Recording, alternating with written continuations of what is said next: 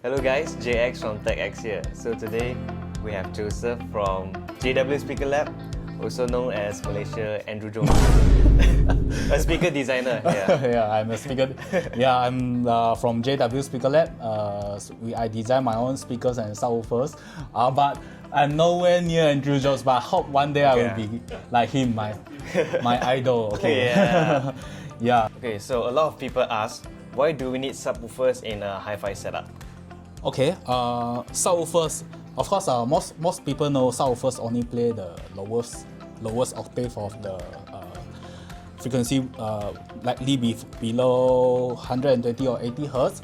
But most of the time, I would say, no matter it is bookshelf or even tower speaker, a lot of the time below 50 hertz or the lowest frequency they are missing. And then when we depends on genre, when musics are recorded, there are actually information in below 50 hertz, especially for movie, but even for music, down to 30 hertz or even 25 hertz sometimes. Yeah. So in a simpler term, we definitely need the sub for the lowest bass. So there's no way a bookshelf can put out a really low bass or in a very controlled manner.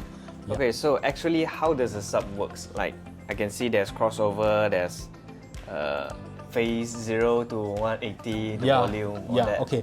So for what make a sub? Sub only play the lowest frequency. So we need this thing called a low pass filter. So the low pass filter will send all the low frequency to the subwoofer and then throw away all the high frequencies.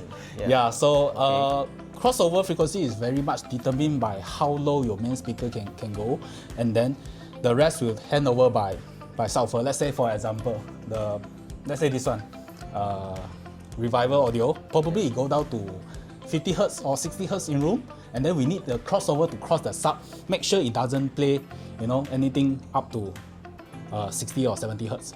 So that because when subwoofer frequency goes up, it's become more directional already. So instead of, if you cross it too high, if you set the high pass frequency too high, you will hear the bass come from the subwoofer instead of the speaker, which is not ideal because you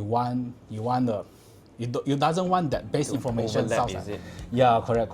You don't want that overlap. So that's how high pass work. And then the other two things, volume is simple and straightforward. How loud you want the bass to be, and then the phase is simply how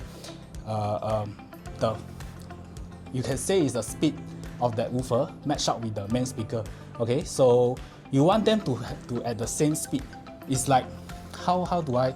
You don't want, because there are two sound now come out. They are still a bit of overlap. You don't want that two sound to come out at different timing. So when they come out at different timing, not only they won't have that volume gain. Sometimes they will create cancellation.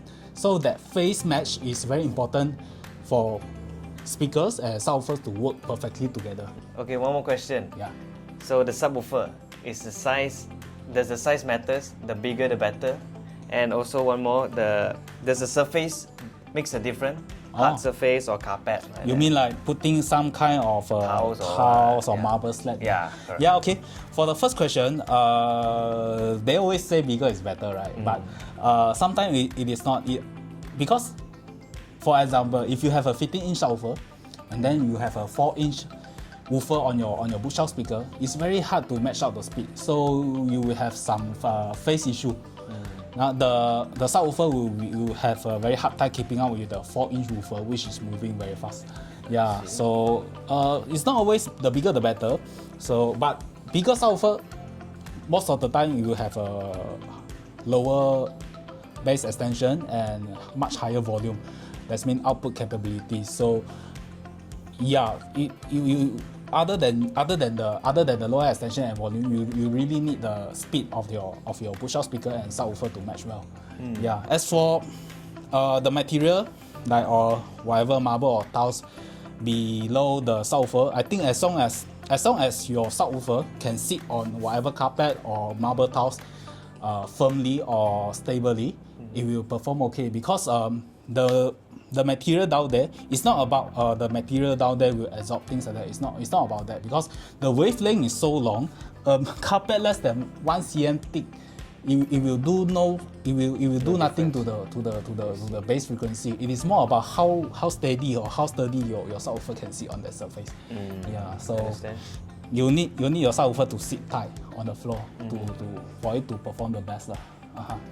Yeah. All right, thank you, Joseph from JW Speaker Lab, and great to have you here. All good, man. My pleasure. So Yeah. make sure if you have any question regarding to subwoofer, make sure you comment below or ask Yeah. us. Make sure to like, share, and subscribe. Yeah. See you guys.